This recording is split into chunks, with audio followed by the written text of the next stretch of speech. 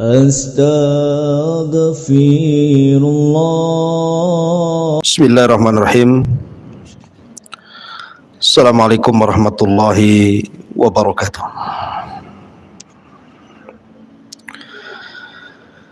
Alhamdulillah wassalatu wassalamu ala Rasulillah wa ala alihi wa sahbihi wa mawalah wa la hawla wa la quwwata illa billahi wa ba'du. Qala Allah azza wa jalla: Ya ayyuhalladzina amanu taqullaha haqqa tuqatih wa la tamutunna illa wa antum muslimun, amma ba'du. Baik, kita lanjutkan kajian kita, masih membahas dosa dari dosa-dosa besar, dan kita masuk pada dosa besar yang ke-48, al-baghyu atau semena-mena atau kezaliman yang melampau.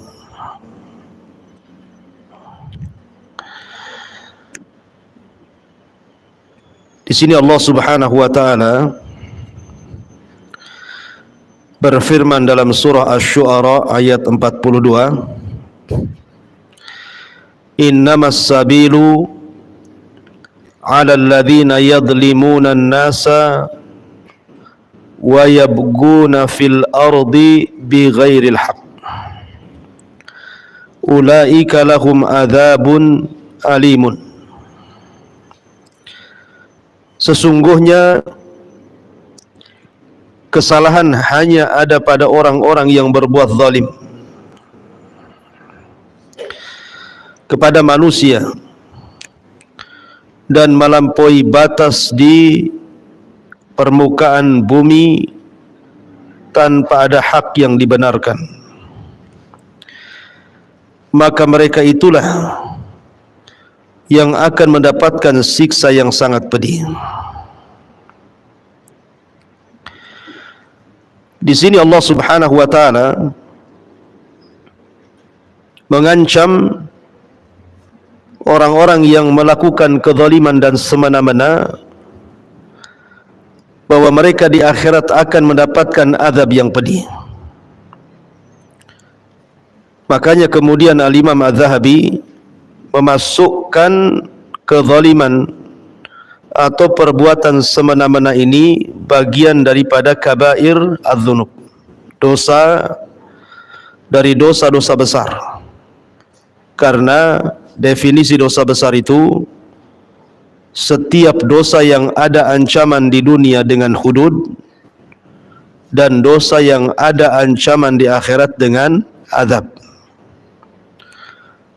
Nah, di sini Allah Subhanahu wa taala mengancam para pelaku zalim dan orang yang melakukan semena-mena itu dengan azab yang sangat pedih di akhirat.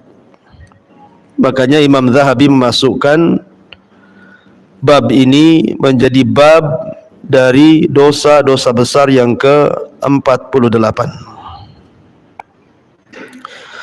Ma'asyiral muslimat yang dimuliakan Allah Subhanahu wa taala, kita tahu bahwa perbuatan semena-mena ataupun melakukan kezaliman kepada orang lain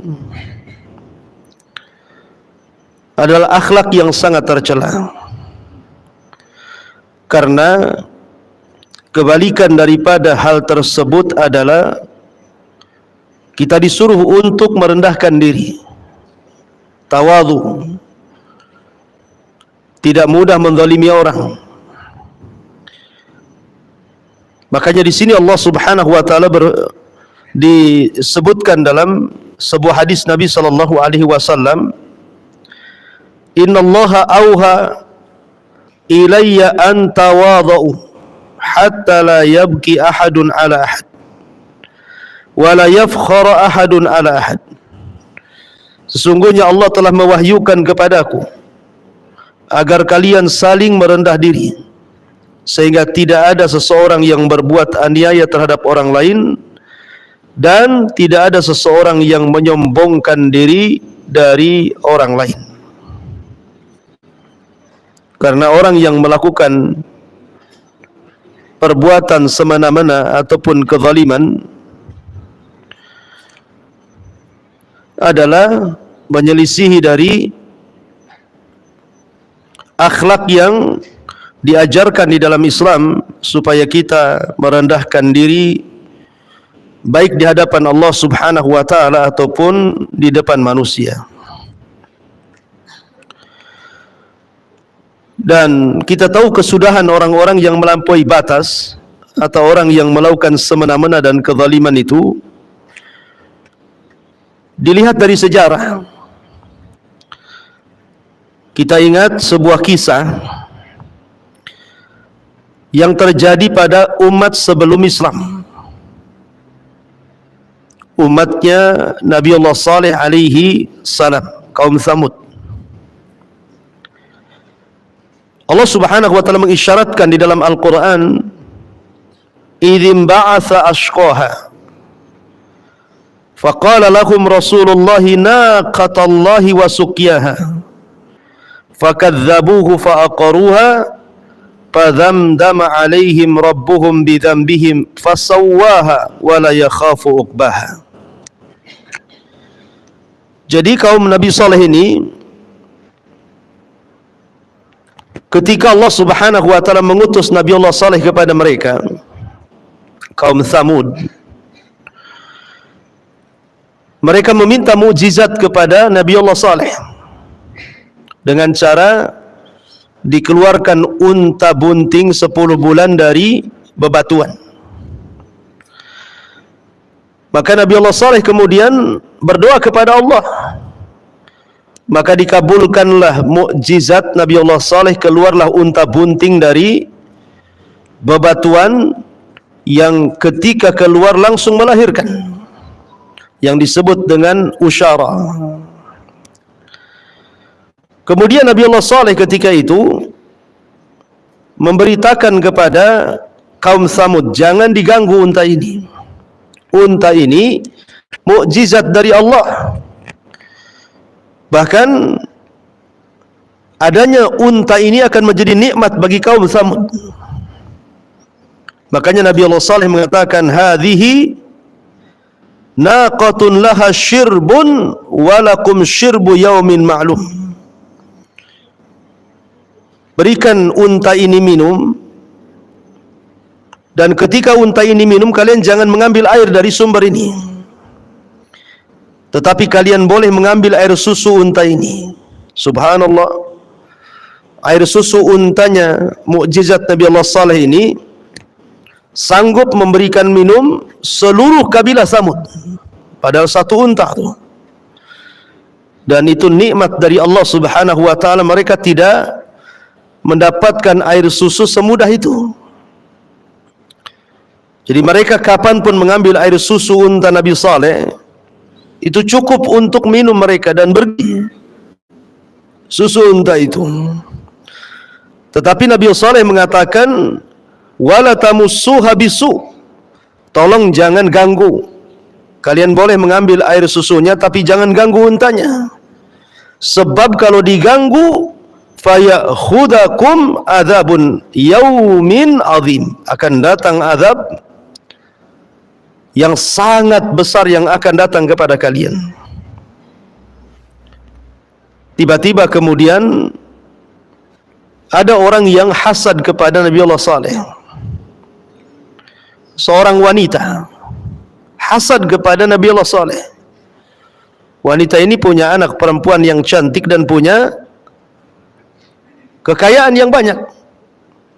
Kemudian menawarkan siapa yang bisa membunuh unta Saleh, maka dia akan mendapatkan harta yang banyak dan boleh menikahi putrinya.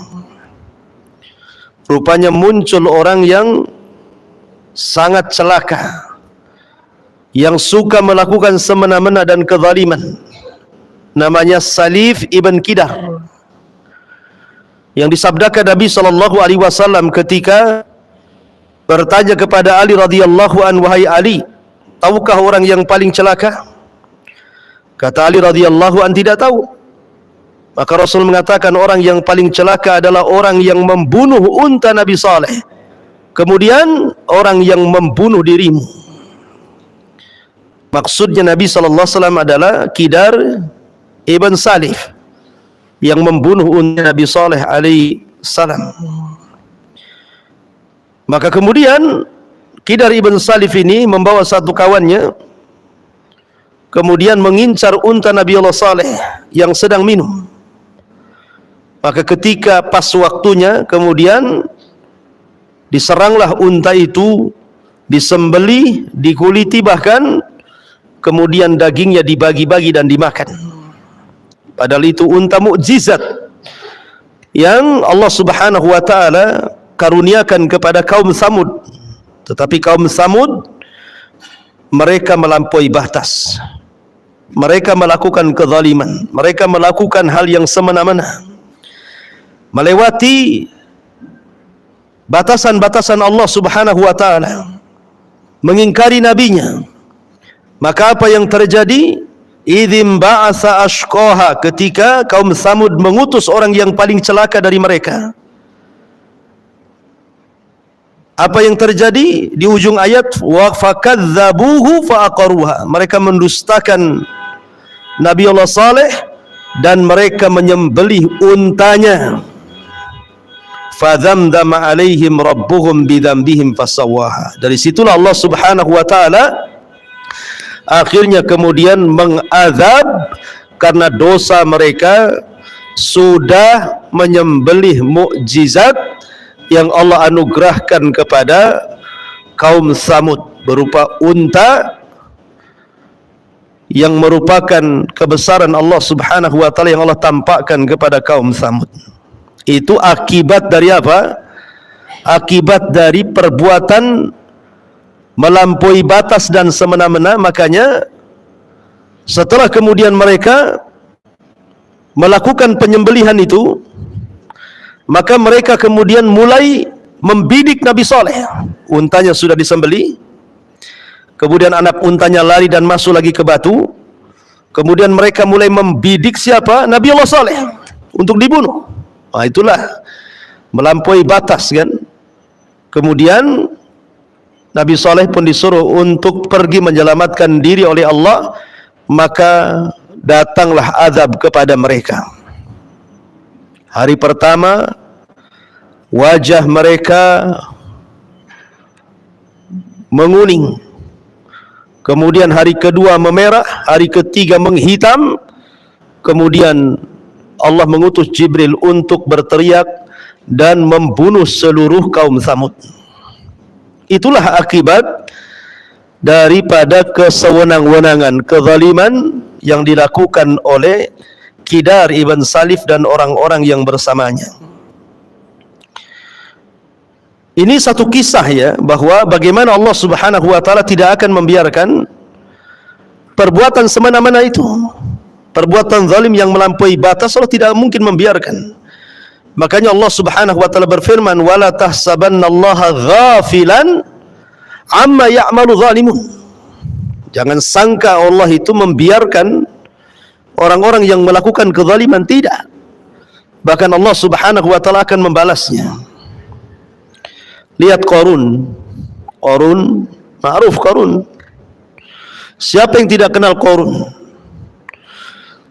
Qarun ini ada yang mengatakan dia adalah kerabat daripada Nabi Musa alaihi salam. Bahkan dia pengikut Nabi Musa dari Bani Israel. Dia disebut Munawwir karena wajahnya terang dan suaranya indah ketika membaca Taurat. Ketika dia masih miskin, dia datang kepada Nabi Musa meminta doa agar Allah memberikan kekayaan. Musa pun mengajarkan doa. Akhirnya Qarun pun memahami Ismul A'zam, nama-nama besar. Dengan nama-nama Ismul A'zam itulah dia mendapatkan kekayaan dari Allah Subhanahu wa taala. Tetapi lambat laun kemudian Qarun justru memusuhi Nabi Musa. malah kemudian tidak mau menjalankan syariat Nabi Musa, bahkan menolak untuk membayar zakat. Makanya Allah Subhanahu wa taala katakan, kalla innal insana la yatgha an ra'ahu istaghna. Sekali-kali tidak manusia itu mudah melakukan semena-mena, melakukan kezaliman dan melampaui batas apabila Allah Subhanahu wa taala memberikan kecukupan kepadanya. Itulah Qarun. Suatu hari Qarun ini karena sudah sering menyakiti Nabi Musa, dia ingin mencelakakan Nabi Musa alaihi salatu wassalam dengan cara memfitnah Nabi Musa. Dia menyewa seorang wanita pelacur, kemudian mengatakan kepada wanita pelacur ini, maukah kau mengatakan bahwa engkau berzina dengan Nabi Musa dan engkau hamil oleh Nabi Musa? Katakan di hadapan manusia, aku akan beri imbalan sekian dan sekian. Akhirnya wanita ini setuju dan siap untuk memfitnah Nabi Musa dengan imbalan besar dari Qarun. Maka Qarun pun mengumpulkan orang. Akhirnya kemudian ketika berhadapan dengan Nabi Musa, Qarun mengisyaratkan kepada wanita itu, bicara.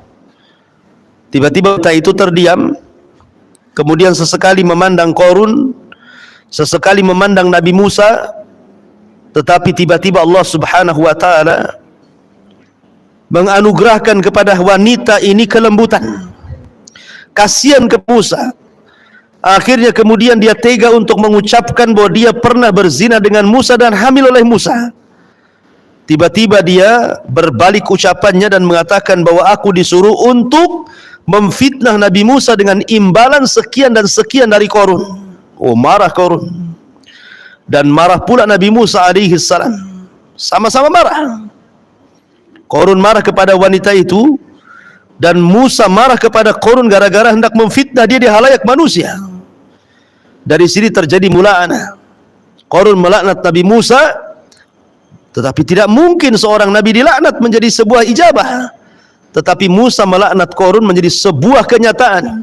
Dia pun meminta kepada Allah Subhanahu wa taala untuk menundukkan bumi. Maka Allah izinkan agar Musa memerintahkan sesuatu ke bumi untuk menenggelamkan Fir'aun.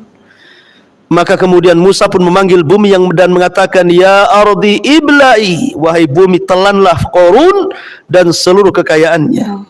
Apa yang terjadi? Allah Subhanahu wa taala isyaratkan dalam Al-Qur'an, fa khasafna bihi wa bidarihil arda. Kami tenggelamkan Qarun dan seluruh kekayaannya. Lihat bagaimana akibat dari baghi, ya, kezaliman dan perbuatan semena-mena yang dilakukan Qarun menjadikan Allah azab Qarun. Maka di sini mu'alif rahimahullahu taala mencantumkan sebuah hadis, "Lau baga jabalun ala jabalin la ja'alallahu al-bagi minhu madakka."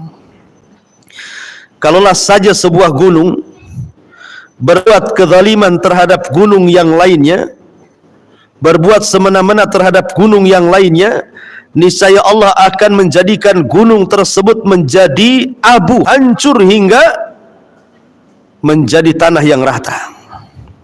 Subhanallah. Seandainya gunung itu tidak berakal, Bu, seandainya gunung mendolimi gunung yang lainnya, maka gunung yang menzalimi yang lainnya akan diratakan Allah dengan tanah sebagai akibat dari kezalimannya. Ya. Jadi kezaliman itu ada konsekuensinya.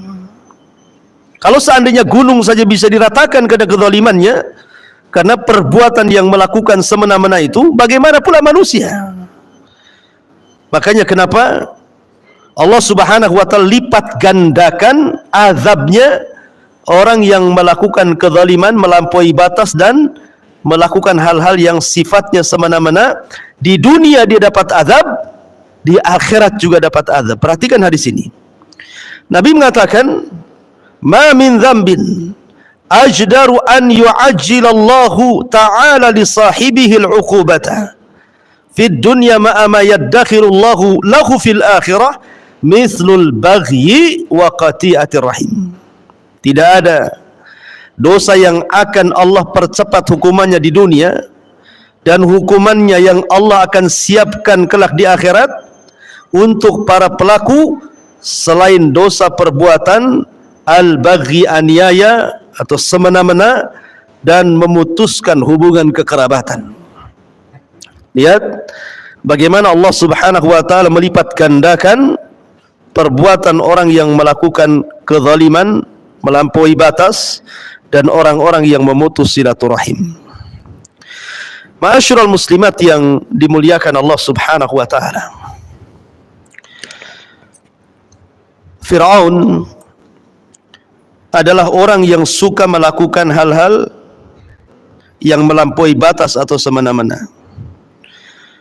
Dan itu digambarkan dalam Al-Quran, di mana Allah mengatakan, idhab ila fir'auna innahu tagha. Pergilah wahai Musa kepada Fir'aun, karena sesungguhnya Fir'aun itu tagha, melampaui batas, suka melakukan hal yang semena-mena. Bahkan Fir'aun ini bukan hanya sekedar mengaku Tuhan, dan itu dosa dia yang paling besar, mengatakan ana rabbukumul a'la, tetapi tindakannya betul-betul melampaui batas.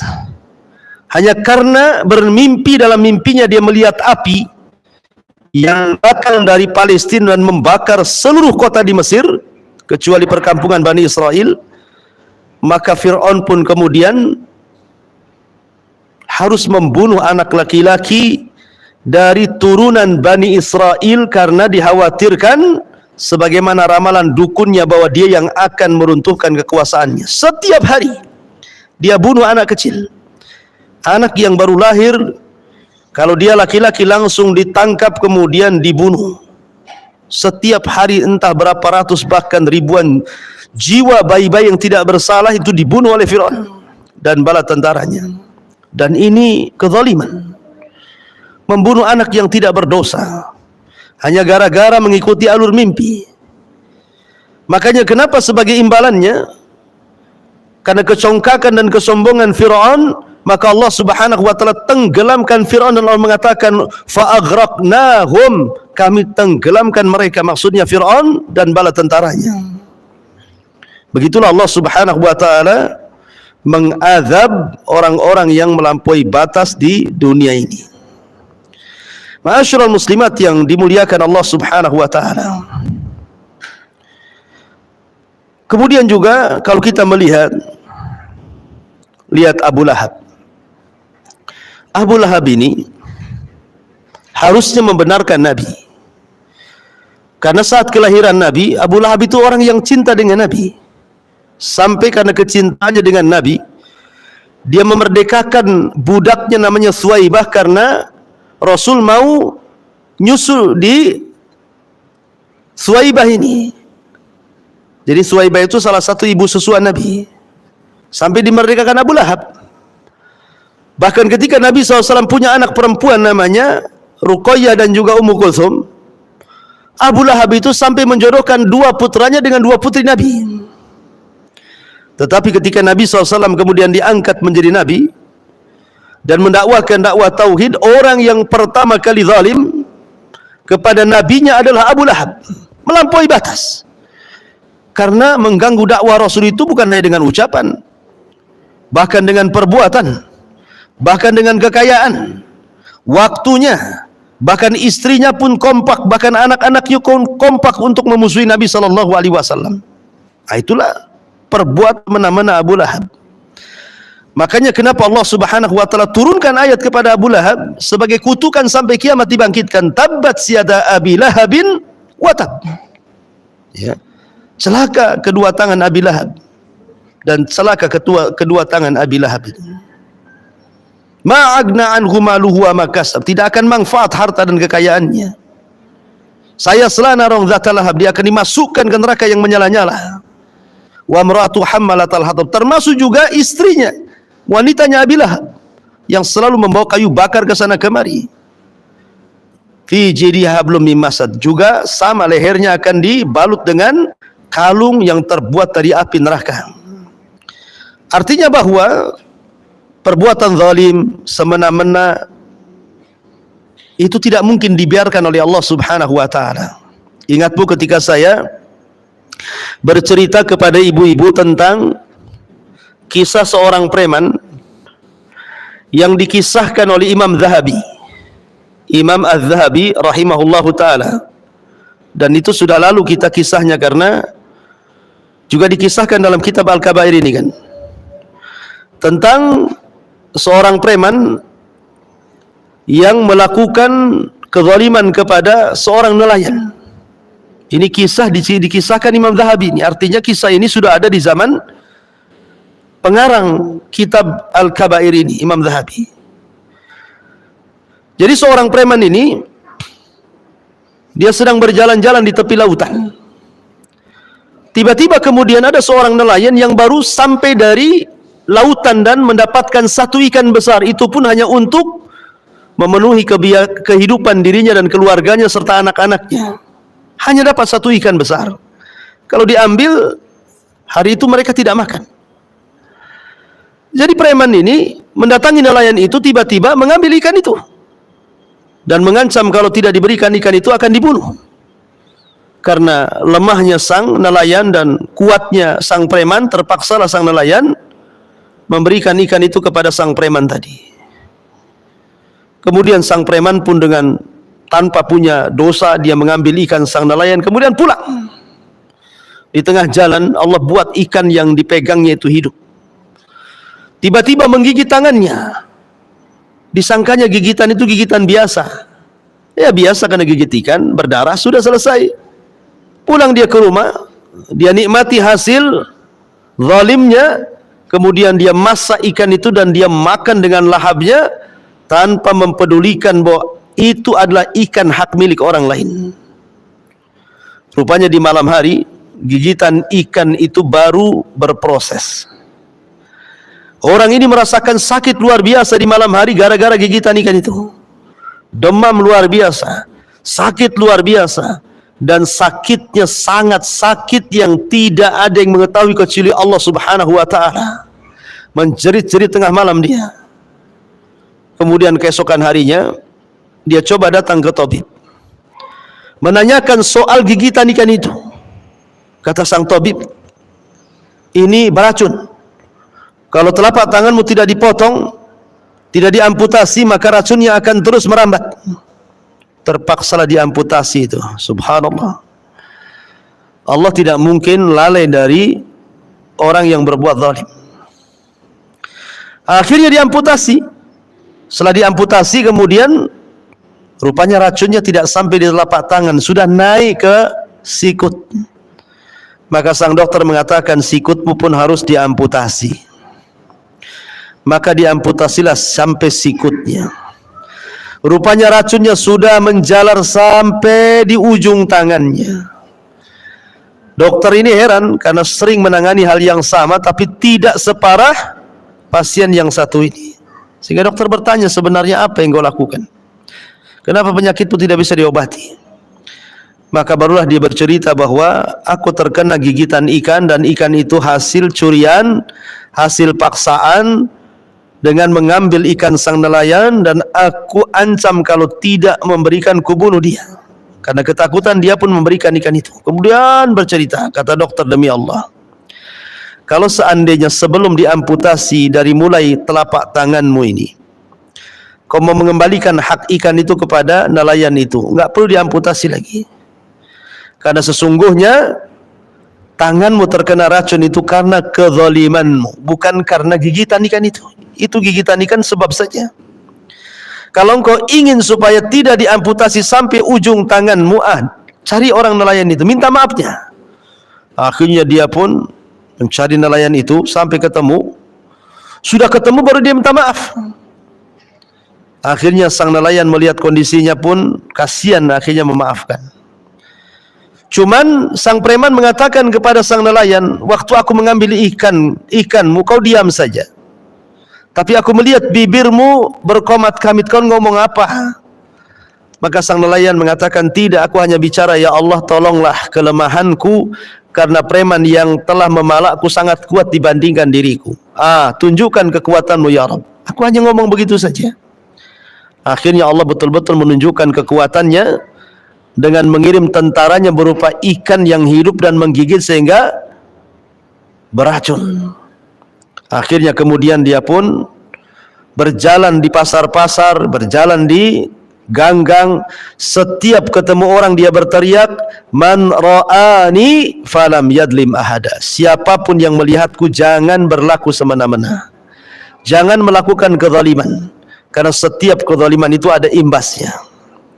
Ma'asyiral muslimat yang dimuliakan Allah Azza wa Jalla, lihat kisah ini. Ya, kisah ini memberikan inspirasi kepada kita tentang bagaimana pelaku zalim tidak dibiarkan oleh Allah Azza wa Jalla. Pasti ada imbasnya, ada konsekuensinya. Ya, ma'asyiral muslimat yang dimuliakan Allah Azza wa Jalla, Nabi SAW mengatakan, laisa dzalika minal baghi, walakinal baghi batrul haq au qala safhul haq au ghamtun nasi.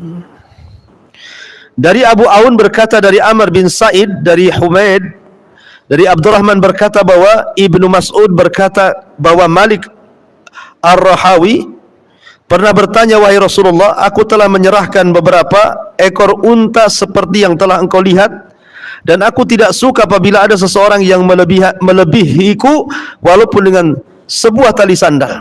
Apakah perbuatan itu termasuk perbuatan semena-mena, wahai Rasul? Maka Rasul mengatakan perbuatan itu tidak termasuk perbuatan semena-mena. Tetapi perbuatan semena-mena adalah meremehkan kebenaran, atau beliau bersabda merendahkan kebenaran dan meremehkan manusia. Meremehkan manusia artinya melakukan kezaliman. Baik, kemudian contoh lain dalam hadis bagaimana Allah Subhanahu wa taala mengadab orang-orang yang melakukan zalim dan semena-mena dalam Islam itu. Rasul contohkan di sini, udhibat imra'atu fi hirratin sajanatha hatta matat fadakhalat fiha an-nar la hiya at'amatha wa saqatha idh habasatha wa la hiya tarakatha ta'kulu min khashasil ardi. Kata Nabi sallallahu alaihi wasallam, ada seseorang wanita yang diazab karena seekor kucing. Ia telah mengurungnya sampai mati, sehingga ia pun layak masuk neraka. Ia tidak memberinya makan dan minum, dan justru ia terus mengurung kucing tersebut dan tidak memberi makan, sehingga kucing itu memakan serangga-serangga dinding. Muttafaqun alaih. Lihat di sini Nabi SAW mengatakan udhibatim ra'atu fi hirratin. Ada seorang wanita yang diazab dikarenakan seekor kucing. Kenapa wanita ini masuk neraka? Wanita ini masuk neraka bukan karena zalim, maksudnya bukan karena membunuh manusia, bukan karena berjudi, bukan karena berzina, bukan karena yang lainnya, tapi karena zalim kepada binatang. Kalau zalim kepada binatang saja Allah menjadikan azab wanita ini, macam mana zalim kepada manusia? Zalim kepada binatang saja Rasul katakan udhibatim ra'atu fi hirratin. Allah azab dia gara-gara seekor kucing, karena dia menzalimi kucing. Apalagi kalau dizalimi orang tuanya, apalagi kalau dizalimi saudaranya, tetangganya, kerabatnya, orang yang dicintainya, dan begitu seterusnya. Makanya kita tahu bahwa double hukuman orang yang melakukan kezaliman itu. Di dunia mendapatkan azab, dan di akhirat pun mendapatkan azab, naudzubillah. Taib, ma'asyiral muslimat yang dimuliakan Allah Subhanahu wa taala. Di sini juga dicantumkan hadis Ibnu Umar radhiyallahu an. Dia berkata, la'ana Rasulullah sallallahu alaihi wasallam man ittaqada syai'an fihi ruhu gharadan. Rasulullah SAW melaknat siapa saja yang menjadikan benda bernyawa sebagai sasaran objek panahan. Tidak boleh. Jadi ada kasus di zaman Abdullah ibn Umar itu, ada anak muda nangkap burung masih hidup, burungnya ditali, diletakkan di tiang. Kemudian dari kejauhan burung itu dipanah sampai mati. Maka Abdullah ibn Umar radhiyallahu an mengatakan, Rasul melaknat orang yang melakukan seperti ini. Lah, ini zalim kepada burung saja yang tidak berakal, mendapatkan laknat Allah dan Rasulnya, apalagi zalim kepada manusia, tentu lebih dilaknat lagi oleh Allah dan Rasulnya. Makanya jauhi perbuatan zalim, apalagi sekarang kita berada di bulan Sya'ban, bulan di mana amalan kita diangkat sampai ke langit. Taib, ma'asyiral muslimat yang dimuliakan Allah Subhanahu wa taala, banyak lagi tentang hadis-hadis seputar hukuman bagi orang yang melakukan perbuatan zalim dan juga melakukan hal yang semena-mena. Ibu baca sendiri ya sisanya. Yang jelas bahwa kezaliman itu adalah kegelapan pada hari kiamat. Kalau kita melihat kisah-kisah umat dulu yang sudah saya kisahkan di awal tadi, bagaimana Qarun karena kezalimannya Allah Subhanahu wa taala tenggelamkan di perut bumi. Bagaimana Fir'aun Allah tenggelamkan di Laut Merah. Bagaimana kisah Al-Walid ibn Mughirah yang Allah turunkan dalam surah Al-Mudaththir, Allah sediakan neraka yang sangat pedih yang disebut dengan sakor, sauslihi sakor. Ya. Kemudian juga bagaimana Namrud yang sombong congkak melakukan hal yang semena-mena, akhirnya diazab oleh Allah dengan dikirim satu nyamuk kemudian bercokol di otaknya selama 40 tahun sehingga dia jadi gila, dan matinya gara-gara dia minta pembantunya memukul di kepalanya supaya nyamuk itu keluar. Akhirnya dengan sebab pukulan itu dia meninggal. Itu Namrud, ya kan? Jadi orang-orang yang zalim, orang-orang yang suka melampaui batas itu ada akibatnya nanti. Oleh karena itulah maka pengarang Imam Zahabi memasukkan bab semena-mena ataupun melampaui batas ataupun kezaliman itu bagian daripada dosa dari dosa besar. Ya. Wallahu a'lam bishawab.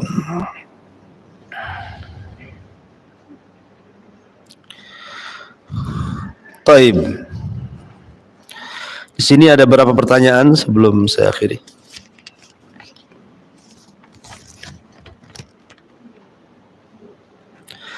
Bolehkah seseorang wanita mengikuti olahraga memanah, berkuda dan renang? Boleh, tidak ada larangan. Akan tetapi tentu di lingkungannya sesama wanita. Tak mungkinlah kemudian olahraga ikhtilat dengan laki-laki. Ya. Apalagi berenang pakai pakaian renang yang nampak tubuhnya gitu ya. Sementara ada laki-laki yang melihatnya, tidak boleh lah. Sesama wanita saja tidak boleh melihat aurat. Apalagi di tempat-tempat umum, di situ ada laki-lakinya. Karena sunnah sunnah memanah, berkuda, berenang itu kan sunnah Nabi. Berlaku kepada siapa saja, laki-laki dan perempuan. Maka tidak mengapa secara hukum asalnya, tetapi tentu menjaga jangan sampai memfitnah kaum laki-laki. Wallahu a'lam.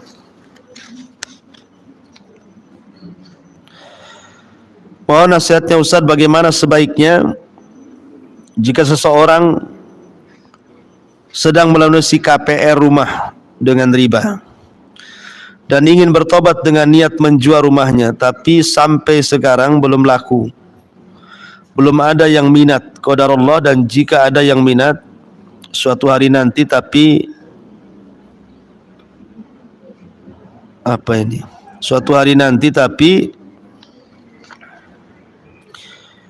mau membeli KPR lagi lah.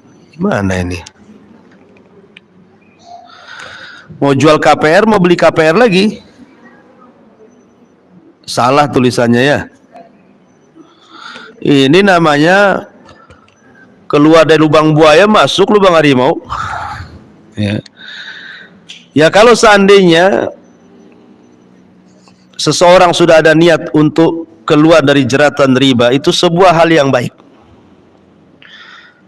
Ibu ingin meninggalkan sesuatu karena Allah, maka Allah mengatakan, wa man yattaqillaha yaj'al lahu makhraja.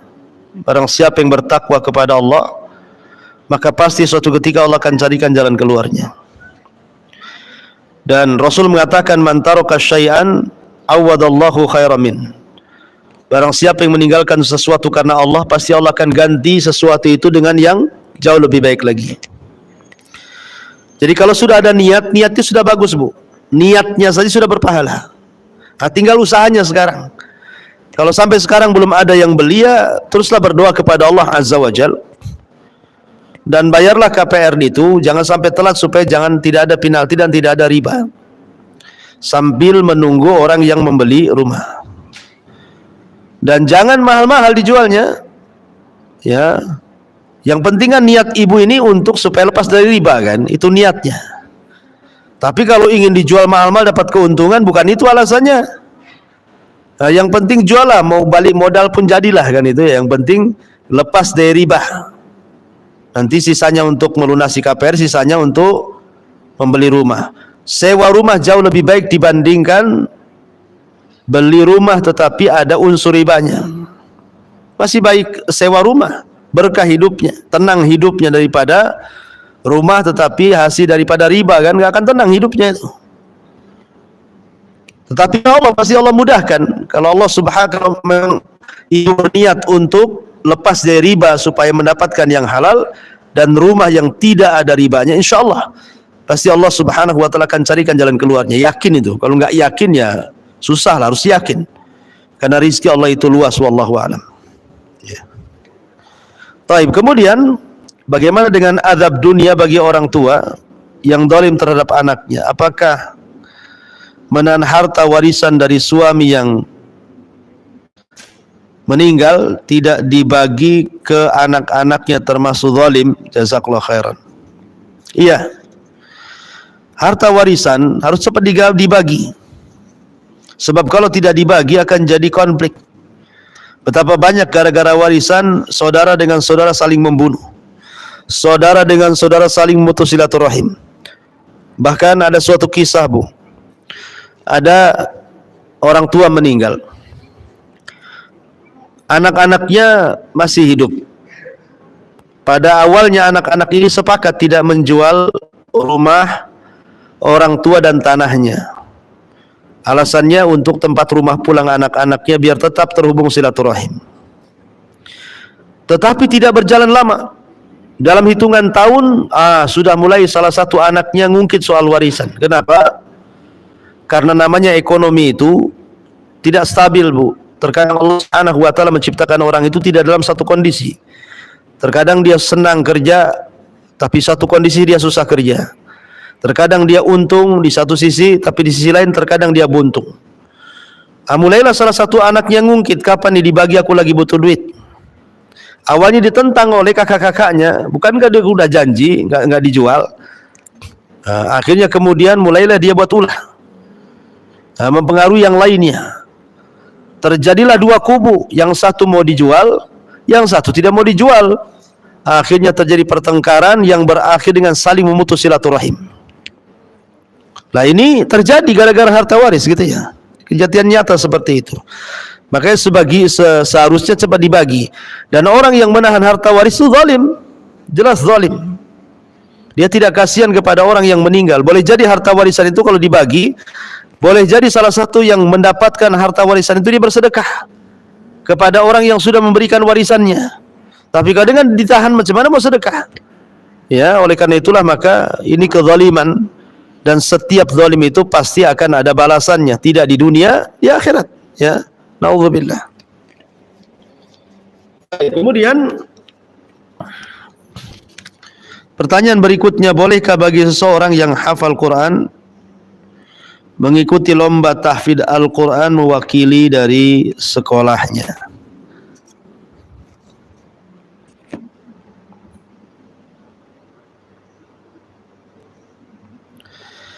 Wallahu a'lam. Ya, selama perlombaan itu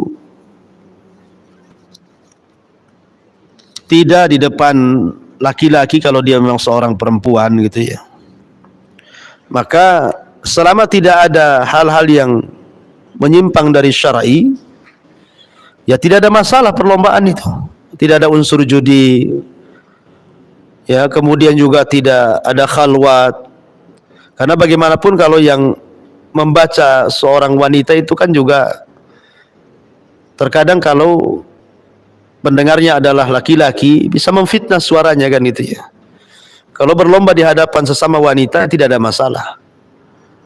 Tetapi kalau penontonnya kemudian banyak laki-laki sementara dia perempuan gitu ya, maka ya saya pikir sih sebaiknya tidak perlu gitu ya, karena dalam hukum Islam sendiri tidak boleh dalam satu ruangan itu ada khalwat di situ. Memang perlombaan bagus sekali memberikan motivasi anak-anak kan?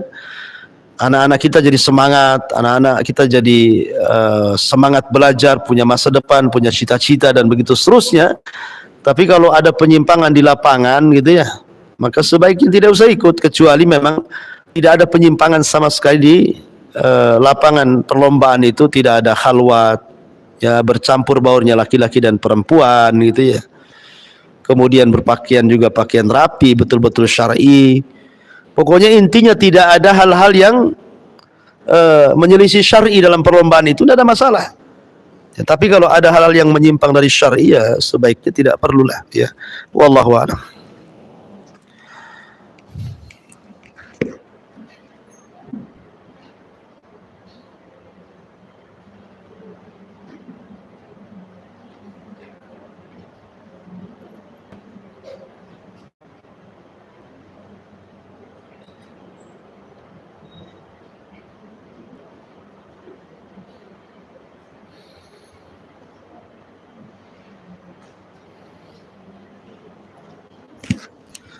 Baik, kalau tidak ada kita tutup.